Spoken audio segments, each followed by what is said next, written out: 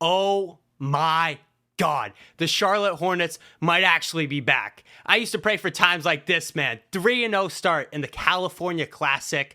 Great start to the summer. In today's video, we're going to be breaking down every single one of those games. I'm going to be giving my thoughts. We're going to be watching some highlights. Let's get right into it, man. To start off this California Classic, the Hornets faced off against the San Antonio Spurs, and the hype for this game was unbelievable. I was super excited to watch this. Charles Lee made his head coaching debut for the Charlotte Hornets, and from the jump, the Hornets brought a different type of energy that I haven't seen them play with in a super long time. Off the screen, Castle, their first-round pick, missing the layup. Mensah inside, had it blocked.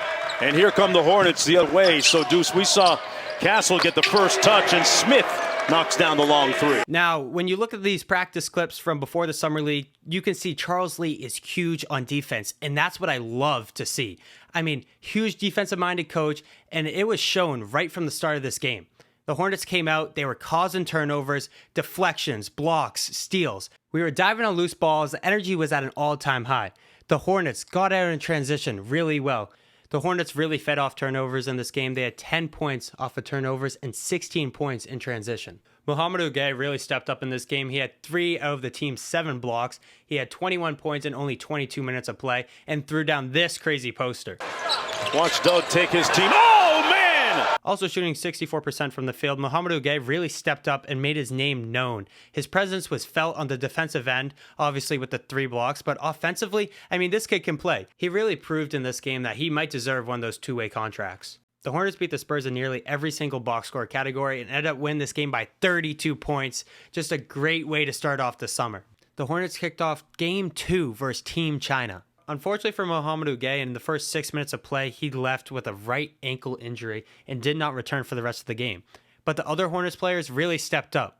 Although the Hornets really struggled from 3 in this game, their defense was insane. The Charlotte Hornets had 30 points off of turnovers and got out in transition and played super well. They were playing super fast style of basketball, and Charles Lee looked like he was loving what he was seeing. Bryce McGowens was the leading scorer in this game.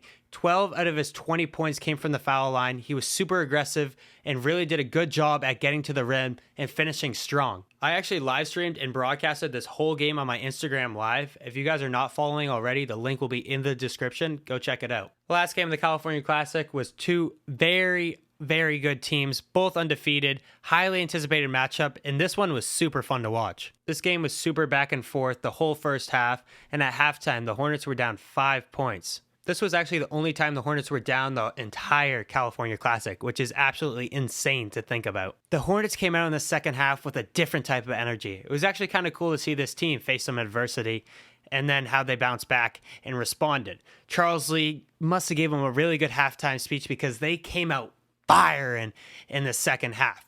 The Hornets went on a 24-9 run in the whole third quarter and started to pull away. The Kings didn't go away without a fight though, but Bryce McGowens' dagger with a minute left sealed the deal for the Hornets, and they went 3-0 in the California Classic. But we need to talk about Bryce McGowens for a second. Bryce McGowens really balled out in this game. Literally, his career is on the line, and he is playing phenomenal. 29 points and 5 rebounds for the kid, and just a great performance all around. A Hornets player that went under the radar during this California Classic but had a huge impact was Jake Stevens. I think this kid could honestly be a really solid piece behind Nick Richards if Mark Williams actually gets injured again. This man really stepped up when Mohamed Ugay went down with that injury. Against the Kings, he had a 12-point double-double to go along with 2 blocks and 14 points against Team China. Some Hornets fans are concerned with the play of Nick Smith Jr. NSJ really hasn't taken that second-year leap yet in the California Classic, but he still has time to prove himself in the Vegas Summer League, and I think he'll be just fine. Some Hornets fans have obviously, like I just said, been upset with how he has been playing, but he's just been playing a certain role. I really think NSJ is going to take a huge leap in this Vegas Summer League, and I'm excited to see it.